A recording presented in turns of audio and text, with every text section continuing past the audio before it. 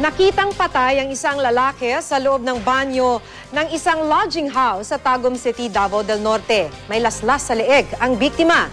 Posibleng may kinalaman raw sa droga ang pagpatay sa kanya. Makibalita tayo kay Rose Bernales ng GMA Davao. Nakita sa loob ng banyo ng lodging house na ito sa Barangay Apukon, Tagum City, Davao del Norte ang bangkay ng isa nilang guest. Ayon sa isang tagabantay, Miyerkules ng gabi nang mag-check-in ang biktima kasama ang isa pang lalaki. Narinig daw niyang may pinag-uusapan ang dalawa tungkol sa hatian ng kita. Hindi naman daw tiyak ang tagabantay kung anong negosyo ng dalawa. Pagkuan niya naman sila nga, mag-sharing lang daw sila sa kanang halin sa Bulawan. Sa pagkuan pa lang niya diri, pagpabuking pa lang niya, iyan na nang giupin nga mag-sharing sila Bulawan. Kahapon ng umaga, nakitang duguan ang isa sa mga lalaki. Nawawala naman ang kasama niya.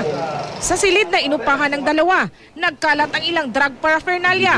Nakuha naman sa bulsa ng biktima ang 3,000 piso, 2 lighter at 5 sachet ng hinihinalang shabu. Isa sa mga anggel na tinitingnan namin ay posibleng hindi sila nagkaintindihan sa hatian ng drugs na pinagbabawal na na gamot. Hinahanap na ngayon ang lalaking huling kasama ng biktima. Rose Bernales, Nagbabalita, Pilipinas.